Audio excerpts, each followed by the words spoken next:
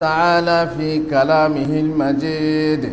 أعوذ بالله من الشيطان الرجيم. ومن يعظم شعائر الله فإنها من تقوى القلوب. যাবতীয় প্রশংসা আল্লাহর জন্য। দরুদ ও সালাম বর্ষিত হোক বিশ্ববরেণ্য নবী মুহাম্মদুর রাসূলুল্লাহ সাল্লাল্লাহু আলাইহি ওয়াসাল্লামের উপর, যে নবী, যে চূড়ান্ত নবী, যে শেষ নবীর উপরে সর্বশ্রেষ্ঠ গ্রন্থ আল কোরআন অবতীর্ণ হয়েছিল। সেই সর্বশ্রেষ্ঠ গ্রন্থ নিয়ে আমরা একটা খুতবা দিয়েছিলাম।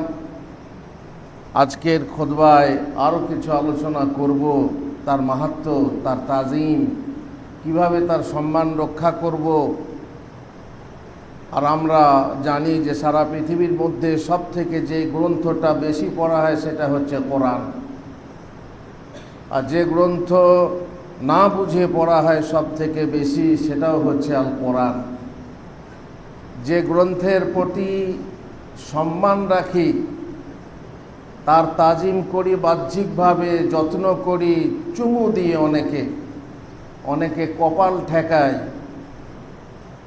কিন্তু সেই কোরআনে কি লেখা আছে তা মানতে চাই না। সেই হচ্ছে সেই কোরআন, যে কোরআন মুসলমানদের হাতে আছে, অমূল্য ধন।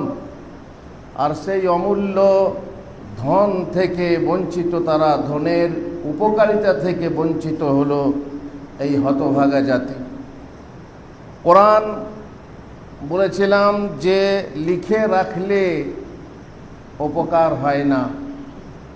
গাড়িতে, বাড়িতে, মাদুলিতে লিখে রাখলে তার কোনো উপকার হয় না, যতক্ষণ না তা মুখে পড়া হয় অথবা তার মানে বোঝা হয় এবং তার আমলের নিজের জীবনকে সমৃদ্ধ করা হয়। বাড়িতে কোরআন পড়তে বলা হয়েছে। নবী সাল্লাল্লাহু আলাইহি ওয়াসাল্লাম বলেছেন, লা তাজআলু বুয়ুতাকুম কুবুরা আও মাকাবির, ইন্নাশ শাইতানা ইয়াফিররু মিনাল বাইতি আল্লাযী তুকরাউ ফীহি সূরাতুল বাকারাহ। তোমরা বাড়িকে কবরস্থান বানায়ও না, যে কবরস্থানে কোরআন পড়া হয় না, নামাজ পড়া হয় না। এখান থেকে বোঝা যায় যারা কবরস্থানে গিয়ে কোরআন পড়ে, কবরের উপরে কোরআন পড়ে, তাদের এ আমল হচ্ছে ভুল। কবর বানাইও না ঘরকে, ঘরে কোরআন পড়ো, ঘরে নামাজ পড়ো। সুতরাং ঘরে কোরআন পড়তে হবে। ঘরে কোরআনের আয়াত লিখে টাঙিয়ে রাখলে কোনো কাজে দেবে না। জানলায় দরজায় কোরআনি তাবিজ লটকে রাখলে কোনো কাজে দেবে না। আর যে উদ্দেশ্য পড়াতে হয়, সাধন হয়, সেই উদ্দেশ্য লেখাতে সাধন হবে না। কোরআনের আয়াত হয়তো বাড়ির এমন দেওয়ালে লেখা থাকে যেখানে তার অসম্মান হতে পারে। আপনি সম্মান দেওয়ার জন্য হয়তো লিখলেন, টাঙিয়ে রাখলেন, কিন্তু বিপরীত ফল ফলতে পারে। যেমন সে কক্ষে স্বামী স্ত্রীর মিলন হতে পারে, হই হট্টগোল বা অশ্লীল কথাবার্তা হতে পারে, গান বাজনা হতে পারে। আর এতে রয়েছে কোরআনের পরোক্ষ অপমান ও অসম্মান। আর যে কোনোভাবে সেই লেখাতে পা পড়লে অথবা কোনো নোংরা পড়লে তাতে হয় প্রত্যক্ষ অপমান ও অসম্মান। এইভাবেই লিখে রেখে যদি আপনার গলায় থাকে, আপনার কোমরে থাকে, আপনার হাতে বাঁধা থাকে সেই কোরআন, আর আপনি যদি নাপাক হন আর নাপাক জায়গায় যান, বাথরুমে যান, সেই কোরআনের হয় অপমান। কোরআনের আয়াতকে কোনো প্রাণীর আকারে লেখে অনেকে কোরআনের আয়াতকে এমন কায়দা করে লিখে দেখে মনে হয় পাখি, অথচ গোটা বডিটা কোরআনের আয়াত লেখা আছে। এই অবস্থায় এই ধরনের লেখা কি কোনো সম্মান দেওয়া হয়? কোনো সময়ে মানুষের আকার দেওয়া হয়, এমন ক্যালিগ্রাফি করা থাকে, সুন্দর করে আয়াতুল কুরসি বা অন্য কোনো সূরা লেখা হয়, যেটাকে দেখতে মনে হয় একটা মানুষ বসে আছে নামাজ পড়ছে, তাহলে নিশ্চিত রূপে তা বৈধ নয়। অনুরূপ উচিত নয় মসজিদ, মিনার বা ইমারতের আকারে লেখা আর তা দিয়ে নিজের বাড়ির দেওয়ালের সৌন্দর্যায়ন করা, এ হচ্ছে হীন উদ্দেশ্য। আর কোরআনের আয়াতকে ওসমানী লিপি ছাড়া অন্য লিপিতে লেখা যাবে কি না তা নিয়ে ওলামাদের মতভেদ রয়েছে। অনেকের নিকটে অন্য লিপিতে লেখাই বৈধ নয়। যে লিপিতে আমাদের কোরআনগুলো লেখা আছে, যে লিপিতে আমরা সাধারণত লিখি, এই লিপিতে লেখা বৈধ কি না মতভেদ আছে। অনেকে বলেছেন গোটা মুসহাফ ছাড়া কিছু অংশ বা 2-4 আয়াত যদি অন্য লিপিতে লেখা হয় তাহলে বৈধ, কোনো সমস্যা নেই। কিন্তু সমস্যা হচ্ছে আমাদের কোরআন গোটা ওসমানী রসমুল খত ছাড়া লেখা আছে, আর এ নিয়ে দ্বন্দ্ব আছে। যেমন বলা হলো, সৌন্দর্য খচিত লিপিতে যদি আপনি সৌন্দর্য খচিত লিপিতে লিখেন, তাহলে কোন পর্যায়ের অবৈধ হতে পারে তা নিশ্চয়ই বুঝতে পারছেন। আবার অনেকে বাংলা অক্ষরে লিখে, ইংরেজিতে লিখে কোরআনের উচ্চারণ, বাংলাতে লিখে কোন কোরআনের উচ্চারণ, সেটা নিয়েও আমাদের কথা আছে যে আরবি ছাড়া লেখাই বৈধ নয়। আবার ওসমানী মানে ফন্ট ছাড়া লেখা বৈধ নয়, তখন বাংলাতে লেখা ইংরেজিতে লেখা কি করে বৈধ হতে পারে? তাজিম করতে গিয়ে অনেক সময়ে অনেকে কোরআনকে চুমু খায়। মা বোনেরা টেনাতে জড়িয়ে রাখার আগে একবার চুমু খেয়ে নিল, তারপরে রাখলো বাক্সে, আলমারিতে বা তাকে তুলে রাখলো। এরকম মসজিদেও অনেক জায়গায় দেখা যায় ভাইয়েরা কোরআন তেলাওয়াত করার পর কেউ কোরআনে চুমু খাচ্ছেন, কেউ আবার কপালে ঠেকাচ্ছেন। যাদের কপালে হাত ঠেকানো অভ্যেস, যাদের কপালে কাবাঘর ঠেকানো অভ্যেস, তাদের কোরআন ঠেকানো অভ্যেস আছে, তারা কোরআনকে কপালে ঠেকাচ্ছে। এগুলো হচ্ছে তাজিমের বাড়াবাড়ি। এরকম জায়েজ না। কোরআন তেলাওয়াতের আগে অথবা পরে কোরআন তুলে চুম্বন করা, চোখে বোলানো, চোখে লাগায় অনেকে, কপালে লাগিয়ে সিজদা করা বৈধ নয়। যেহেতু আল্লাহর কালামের প্রতি ভক্তি ও তাজিম প্রদর্শন এক প্রকার ইবাদত, আর ইবাদতের ওই পদ্ধতি কোরআন হাদিসে বর্ণিত হয়নি যখন, তখন সেটা বিদাত হতে পারে। আল্লাহ রসুল এরকম করেননি, সাহাবারা করেননি। যখন কোনো দলিল নেই তখন সেটা বিদাত। সৌদি আরবের ওলামা কমিটি এক বাক্যে বলেছেন, কোরআন কারীম চুম্বন বিধেয় হওয়ার ব্যাপারে কোনো দলিল আমাদের জানা নেই। কোরআন অবতীর্ণ হয়েছে তিলাওয়াত করার জন্য, তা বোঝার জন্য এবং সেই অনুযায়ী আমল করার জন্য, শুধু চুমু খেয়ে উঁচু জায়গায় তুলে রেখে তাজিম করার জন্য নয়।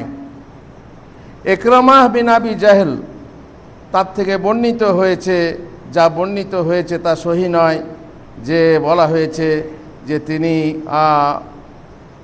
তিনি সেটাকে চুম্বন করেছেন। সেটা এই জন্য অনেকেই তা বিদাত বলেছেন। অনেকে বলতে পারেন কোরআনে চুম্বন তো অধিক সম্মান ও ভক্তি প্রকাশ পায়, তাহলে তাদের সমস্যা কি? আমাদের অনেকেরই খালি কথা হলো সমস্যা কি? আরে সেহরির সময়ে ডাকা হাঁকা করে যদি উঠানো হয় মানুষকে, এতে উপকার হয়, সমস্যা কি? ইফতারির আগে মাইকে ঘোষণা দিলাম, মৃত্যু সংবাদ মাইকে ঘোষণা দিলাম, তাতে সমস্যা কি? তারা সমস্যা দেখতে পায় না। কিন্তু বিদাত কাকে বলে? যদি সমস্যা কি বলে যা মানুষ মনমানিভাবে করতেই থাকছে, তা যদি করতেই থাকে, তাহলে বিদাত রুখবেন কিভাবে? আপনার ইসলামে, আপনার শরীয়তে বিদাত ঢুকে যাচ্ছে, এই সমস্যা কি? এর মাধ্যমে কোরআনে চুম্বন তো অধিক সম্মান ও প্রকাশ পায়, তাহলে তাতে সমস্যা কি? তারা দেখতে পায় না। উত্তরে বলা যায়, তাহলে কোরআনের প্রতি সম্মান ও ভক্তি প্রকাশের উক্ত পদ্ধতি সাহাবায়ে কেরামের নিকট অজানা থেকে গেল কেন? পরবর্তীকালে তা প্রকাশ পেল না কেন? তাতে মঙ্গল থাকলে কি তারা চুমু খেয়ে যেতেন না? এবং উম্মতে মুহাম্মাদীকে দেখিয়ে যেতেন না কোরআনের প্রতি তাদের সম্মান ও ভক্তি কি আমাদের চাইতে কম ছিল? তা নিশ্চয়ই ছিল না। তারা যখন করেননি তখন বোঝা গেল এই কাজ বিধেয় নয়। কোরআনকে চুম্বন দেওয়ার কাজ আমাদের জন্য শরীয়ত সম্মত নয়।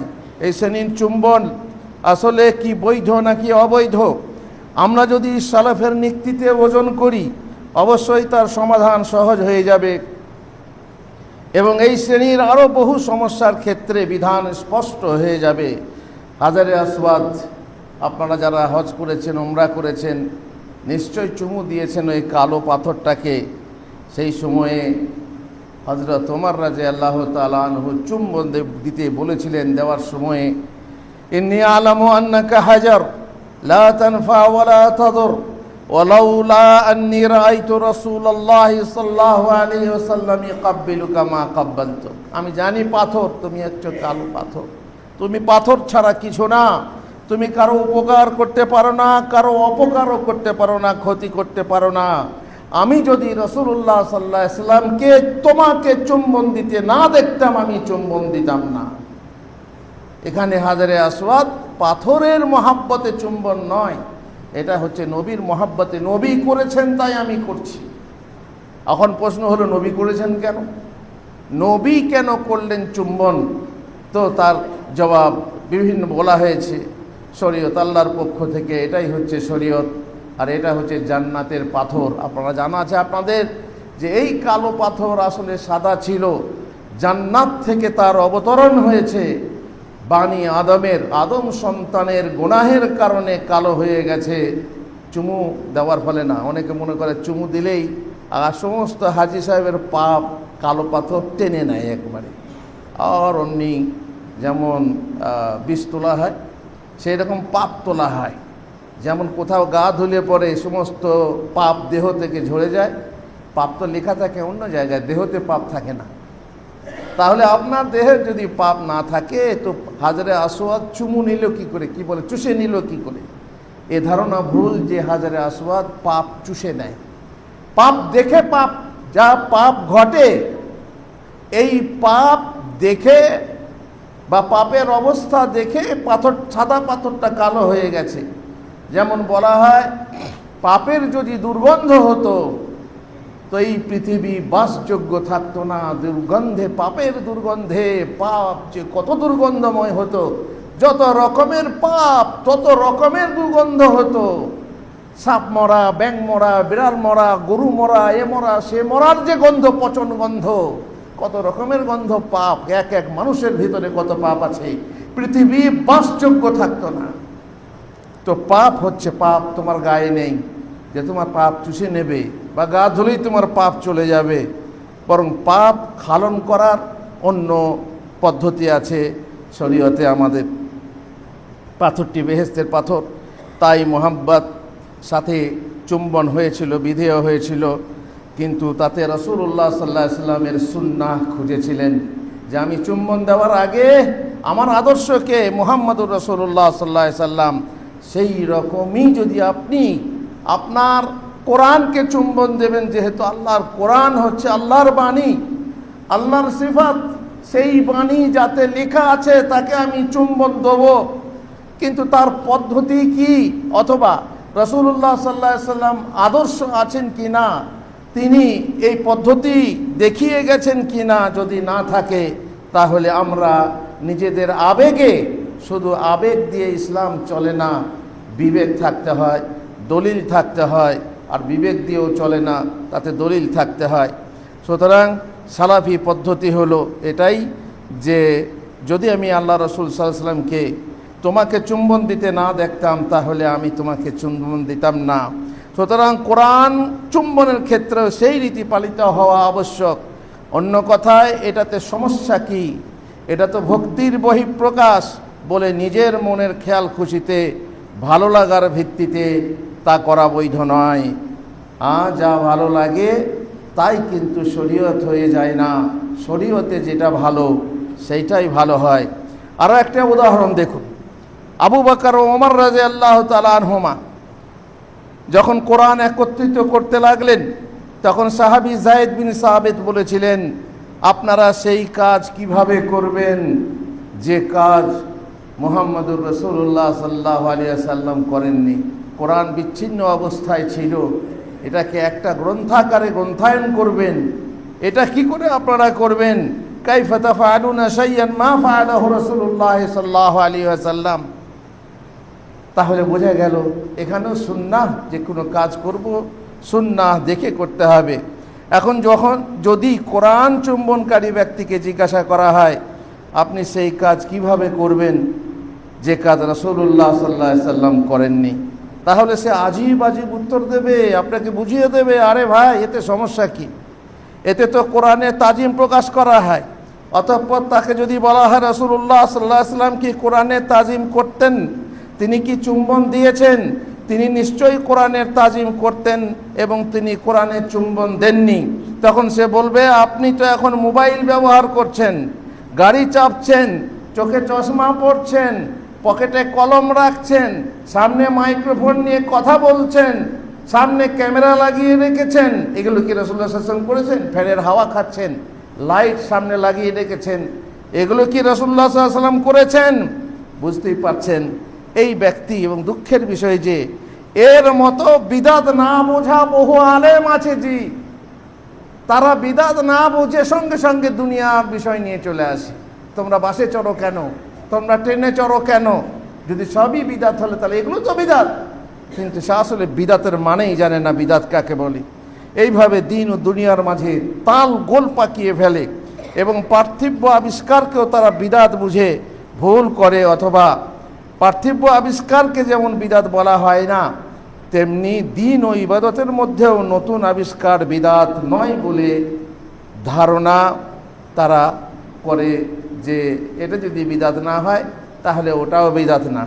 চশমা ব্যবহার করা যদি বিদাত না হয় তাহলে কোরআনেও চুম দেওয়া বিদাত নয়। এই ধরনের কথাবার্তা বহু মানুষে বলে থাকে। সে যাই হোক, কথা লম্বা হয়ে যাচ্ছে, আল্লাহ আমাদেরকে তৌফিক দেন বোঝার। শুধু বোঝাবার জন্য উদাহরণ পেশ করলাম, আল্লাহ আমাদেরকে তৌফিক দেন। বারাকাল্লাহু লি ওয়া লাকুম ফিল কোরআনিল আযীম ওয়া নাফা'নি ওয়া ইয়্যাকুম বিল আয়াতি ওয়াজ যিকরিল হাকীম। ইন্নাহু তাআলা জাওয়াদুন কারীমুম মালিকুম বাররুর রাউফুর রহিম।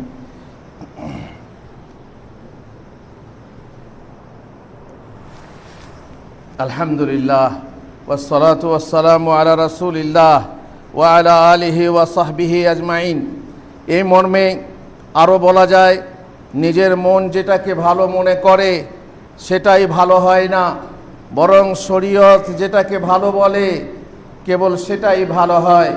আপনার আমল নেক আমল হয় তখনই যখন তাতে দুটো শর্ত হয়, পালন হয়। প্রথম হচ্ছে ইখলাস, যেটা করবেন আল্লাহর জন্য করতে হবে বা আল্লাহর জন্য হতে হবে। আর যদি আল্লাহর জন্যেও হয় কিন্তু মুহাম্মাদি তরিকায় না হয়, তাহলে আপনার আমল নেক হবে না, আপনার আমল বদ থেকে যাবে, যেটা ভালো মানে স্ট্যাম্প পাবে না, ভালো আপনার আমলকে ভালো বলা যাবে না। মুআবিয়া রাদিয়াল্লাহু তাআলা আনহু কাবা গৃহের তাওয়াফ করছিলেন। তিনি হাজারে আসওয়াদ রুকনি ইয়ামানি ছাড়াও অন্য দুটি রুকুন বা কোণ স্পর্শ করছিলেন। অথচ দুটো কোণ স্পর্শ করতে হয় রুকনি ইয়ামানি, আর শুধু স্পর্শ করতে হয়, আর হাজারে আসওয়াদ চুম্বন দিতে হয়, স্পর্শ করতে হয় ইত্যাদি। যারা করেছেন তারা জানেন। সঙ্গে ছিলেন ইবনে আব্বাস। তার এই আমল দেখে তাকে বললেন, আল্লাহ রসুল সাল্লাল্লাহু আলাইহি ওয়াসাল্লাম হাজারে আসওয়াদ রুকনি ইয়ামানি ছাড়া অন্য রুকুন স্পর্শ করতেন না। মুআবিয়া বললেন, আল্লাহর গৃহের কোনো রুকুনই তো পরিত্যাজ্য হওয়া উচিত নয়, প্রত্যেকটা রুকুন হচ্ছে স্পর্শনীয়, এগুলো পরিত্যাজ্য হওয়া উচিত নয়। ইবনে আব্বাস বললেন, কিন্তু মহান আল্লাহ তো বলেছেন, লাকাদ কানা লাকুম ফি রাসূলিল্লাহি উসওয়াতুন হাসানা, তোমাদের জন্য উত্তম নমুনা রয়েছে মুহাম্মদুর রাসূলুল্লাহ সাল্লাল্লাহু আলাইহি ওয়াসাল্লাম। তার আমলে দেখো, তার আমল কি উত্তম আদর্শ নয়? তখন এক কথা শুনে মুআবিয়া বললেন, আব্বাস তুমি ঠিকই বলেছ, আল্লাহর নবী সব রুকুন স্পর্শ করলেন না, আর আপনি বলছেন এগুলো পরিত্যাজ্য নয়। তাহলে আপনি কি আল্লাহ রসুল সাল্লাল্লাহু আলাইহি ওয়াসাল্লাম থেকে বেশি ভালো বুঝে গেলেন? আর তার মানেই হচ্ছে আপনার আমল ঠিক না। অনুরূপ ইয়ালা ইবনে উমাইয়া বলেন, একদা আমি উমর ইবনে খাত্তাবের এক বর্ণনা মতে ওসমানের সাথে তাওয়াফ করছিলাম। অতঃপর যখন দরজা ও হাজারের আসওয়াদের লাগালাগি পশ্চিম দিকের রুকনের কাছে এলাম, যখন আমি তার হাত ধরে ইঙ্গিত করলাম যাতে তিনি তা স্পর্শ করেন, তখন তিনি বললেন, তুমি কি রাসূলুল্লাহ সাল্লাল্লাহু আলাইহি ওয়াসাল্লামের সাথে তাওয়াফ করনি? আমি বললাম, অবশ্যই। বললেন, তুমি কি তাকে স্পর্শ করতে দেখেছ? বললাম, না। বললেন, তাহলে পার হয়ে চলো, তোমার জন্য রাসূলুল্লাহ সাল্লাল্লাহু আলাইহি ওয়াসাল্লামের চরিত্রের মধ্যে উত্তম আদর্শ রয়েছে। বলাই বাহুল্য যে চুম্বনের কথাটা লম্বা হয়ে গেল, শুধু উদাহরণ দিয়ে বোঝাবার জন্য যে চুম্বনের প্রথা, চুম্বনের যে অভ্যাস যদি থাকতো তাহলে রাসূলুল্লাহ সাল্লাল্লাহু আলাইহি ওয়াসাল্লামের মধ্যে থাকতো, আর যদি নেই তাহলে আমাদের মধ্যেও থাকা উচিত নয়। আমাদের সালাফি রীতি, এই রীতি যদি আমরা সালাফদের মধ্যে দেখতাম তাহলে নিশ্চয়ই এটা আমরা করতে পারতাম, আমাদের ছেলেরা যারা হাফেজ হচ্ছে তারাও করতে পারত। কিন্তু না, যে রীতি সালাফদের মধ্যে নেই আমাদের মধ্যে তা থাকতে পারে না। অপবিত্র অবস্থায় কোরআন স্পর্শ না করা কোরআনের একটা তাজিম। আপনি কোরআন স্পর্শ করবেন পবিত্র অবস্থায়। প্রথম হচ্ছে বড় নাপাকি থেকে পবিত্রতা, যাতে গোসল করতে হয়। যদি গোসল ফরজ থাকে তাহলে আপনি কোরআন স্পর্শ করতে পারবেন না। স্বপ্নদোষ হয়েছে অথবা বীর্যপাত হয়েছে বা মিলন হয়েছে বা মহিলাদের পিরিয়ড হয়েছে বা বাচ্চা প্রসবের পর স্রাব চলছে, তাহলে সেই অবস্থায় এই কাগজের কোরআন স্পর্শ করা যাবে না। মোবাইল ধরে কোরআন সমস্যা নেই, মোবাইল ধরলে যে কোরআন আছে মোবাইলের ভিতরে সেই কোরআন কিন্তু স্পর্শ হয় না।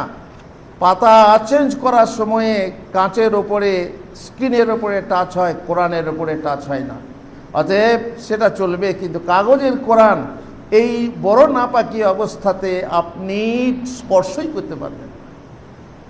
পড়তে পারবো কি না? মুখস্থ পড়তে পারবেন। মহিলারা মুখস্থ পড়তে পারবেন পিরিয়ড অবস্থায় অথবা প্রসবোত্তর স্রাবের অবস্থায়। আপনারা কোরআন মুখস্থ পড়তে পারবেন অথবা মোবাইল ধরে পড়তে পারবেন, কিন্তু কোরআন ধরে নয়। মুখস্থ আপনি পড়েন অথবা আপনি মোবাইল থেকে পড়েন, আপনার জন্য জায়েজ করা হয়েছে। কিন্তু মিলন ঘটিত কারণে যদি নাপাক থাকেন তাহলে আপনার জন্য নয়, আপনার স্বামীর জন্যও নয়, কোনো পুরুষের জন্য নয়। যাদের স্বপ্নদোষ হয়েছে তারা যদি গোসল না করে কোরআন স্পর্শ করে গুনাহ হবে, আর কোরআন পড়াও গুনাহ হবে। কোরআনও মুখে পড়া যাবে না, মুখস্থও পড়া যাবে না। এবং মহিলাদের যদি মিলন ঘটিত কারণে নাপাকি থাকে, পিরিয়ড ঘটিত নয়, তাহলে সেই সময়েও তারা কোরআন মুখেও পড়তে পারবে না, মুখস্থও পড়তে পারবে না, আর স্পর্শ তো করতেই পারবে না। আশা করি বুঝাতে পেরেছি। দুটো মশলা পৃথক পৃথক। অতএব ছেলেরা শুনে নাও, যদি তোমাদের স্বপ্নদোষ হয়, স্বপ্নদোষ হওয়ার পরে গোসল করার সুযোগ হয়নি, তাহলে খবরদার কোরআন পড়বে না, কোরআন স্পর্শ করবে না। এবার যদি যারা বলে ওস্তাদ যদি বলে শোনাও, তাহলে কি করব? তাহলে পড়ে দেবে, পড়ে দিলে তোমার গুনাহ হবে। তুমি আল্লাহর কোরআন যেটা নিষেধ করা হয়েছে নাপাক অবস্থায় পড়বে না, তুমি পড়ে নিলে ওস্তাদের চাপে কিংবা লজ্জার খাতিরে, যেমন অনেকেই করে, লজ্জার খাতিরে কোরআন পড়ছে, অনেকে লজ্জার খাতিরে কোরআন ধরছে, তাহলে তাদের এই লজ্জার দাম দিতে হবে এবং সেখানে আর নিজেদের গুনাহ হবে, কথা মনে রেখে দিও। আর সাবধান থেকো, কোরআনের প্রতি যত্ন হয়েও, যাতে করে কোরআন যখন যখন পড়তে হয় পড়বে, যখন পড়তে নিষেধ তখন পড়বে না। আর অনেক কিছু আছে ইনশাআল্লাহ, আমাদের আগামী জুমাগুলোতে দেখব আরও কিছু আদব। আল্লাহ তাআলা আমাদেরকে তৌফিক দিন যা শুনলাম তার উপরে আমল করার। আল্লাহুম্মা সাল্লি আলা মুহাম্মদ ওয়া আলা আলি মুহাম্মদ।